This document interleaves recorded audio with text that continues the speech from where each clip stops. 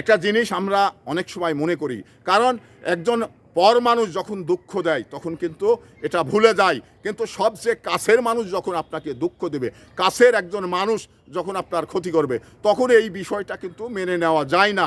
তো এই জন্যে কবিরা গানও বলেছেন যে কাছের মানুষ দুঃখ দিলে ভোলা যায়, দূরের মানুষ দুঃখ দিলে ভোলা যায়, কাছের মানুষ দুঃখ দিলে এটা মেনে নেওয়া যায় না। তো সেই বিষয়গুলো দুনিয়ার জিন্দেগিতে আমরা এই ইসলামের একটি আবাদ, কারণ আমি চলে যাব, আমার পরের প্রজন্ম আসবে, এটা একটি ধারাবাহিক প্রক্রিয়া।